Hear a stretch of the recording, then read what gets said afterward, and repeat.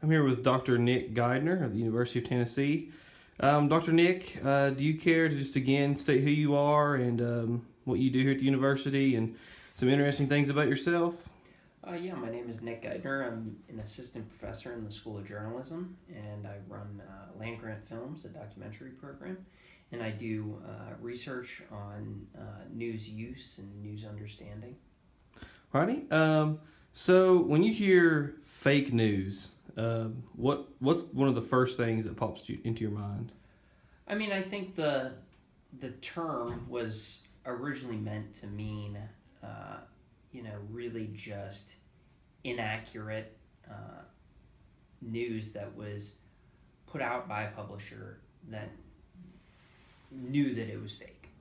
And now I think it's becoming more of a catch-all generic term that's just being used to describe any news that we don't like.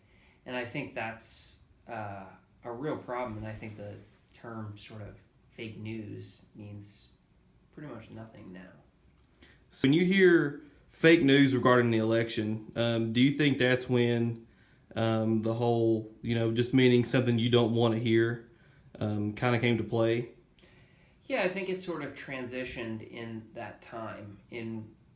I think it was actually after the election that it really transitioned into being used as more than just fake news. I think during the election, there were a number of places reporting on news that was going out that was just fake.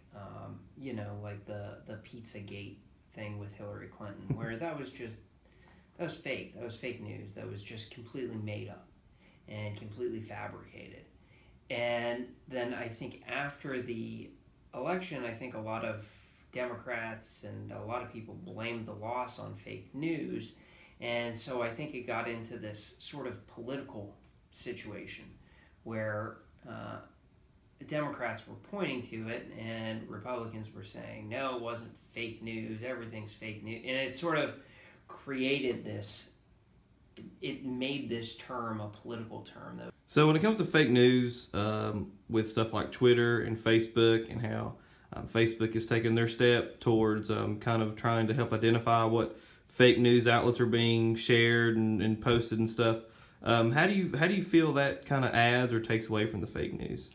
I mean, I think Facebook in particular is really problematic for the spread of fake news and for sensationalized news and everything, because it is so easy and passive to share news.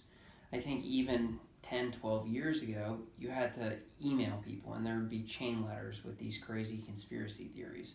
But even emailing someone is a more active form of, sharing that information. Whereas on Facebook, you can just sort of like something and it's not a big deal. You don't spend a lot of effort thinking about, oh, should I do this or not? And then by liking something, some of your friends are going to see that. And it's going to spread that way. And so I think Facebook is really a lot more passive. And so it allows people to share, on purpose or not, more fake news and more controversial news and more conspiracy theories. And I think that's really a problem of Facebook. And I think with Facebook and how they develop their software and how they develop what you see on your Facebook news stream, I think they need to do a better job of trying to downvote, especially sources that are regularly producing what we would all call fake news or disingenuous news. And so I think, I think Facebook is culpable in this, in that I think sometimes they act like it's just, oh, people share what they want to share and we can't do much. But Facebook has taken a lot of time and effort into figuring out what to present you to keep you on the site longer. And so, some things are favored over other things. A video post is favored over a text post. And so now when you go on Facebook, you see all kinds of videos. That's not because everybody's producing a video with every post.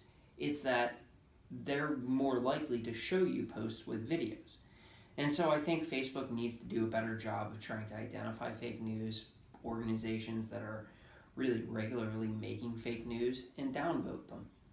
Thank you very much. No problem.